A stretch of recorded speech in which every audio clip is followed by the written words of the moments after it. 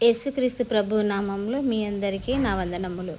పౌలు చరిత్రను పరిశీలించిన ఎడల అన్యజనులకు సువార్తను అందించుటకై దేవుడు ఏర్పరచుకున్న ప్రత్యేక సేవకుడే అపోస్తలుడైన పౌలు.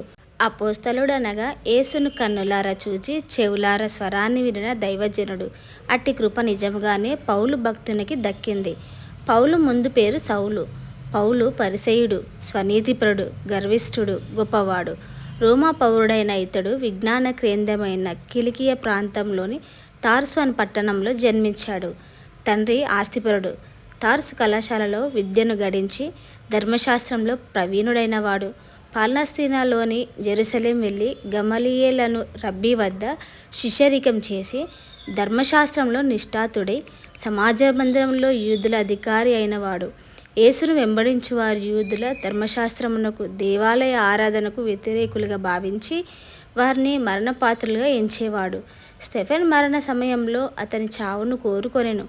తరువాత క్రైస్తవ్యానికి వ్యతిరేకంగా ఉద్యమాన్ని నడపడానికి నాయకుడై యెరూషలేములో విశ్వాసులను హింసించుటకు అధికారమును పొంది వెళ్ళుచుండగా దమస్కు మార్గంలో రక్షకుడైన యేసుక్రీస్తు ప్రత్యక్షమై పరలోకంలో నుండి అతనితో మాట్లాడగా పరలోకపు వెలుగు అతని గ్రుడ్డితనమును ఛేదించి ఫలితంగా అతడు వెంటనే యేసే మెస్సియాయని పునరుత్థాన మహిమను నమ్మి గర్విష్ఠుడైన సౌలు వినయ విధేయత గల యేసు శిష్యుడై అపోస్తలుడైన పౌలుగా మారెను.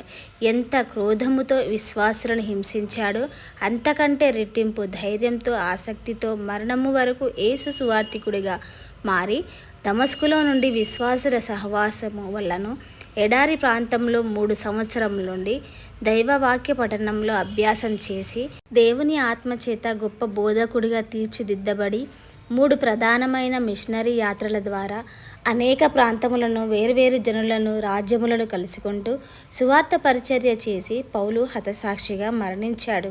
ముఖ్యంగా పౌలు ఆలోచన క్రీస్తు నామం ఎరగని చోట్ల, ముఖ్య పట్టణాల్లో, జనసమర్థం ఉన్న చోట, విద్యా, వ్యాపార, సాంస్కృతిక కేంద్రాల్లో బోధిస్తే విన్నవారు ఆ సువార్తను తీసుకొని వెళ్ళి తమ తమ ప్రాంతాల్లో ప్రకటించేవారు. పౌలు క్రీస్తు నామం ఎరగని చోట్లను సువార్తను ప్రకటింపవలనని మిక్కిలి ఆశగలవాడే అలాగున ప్రకటించెను.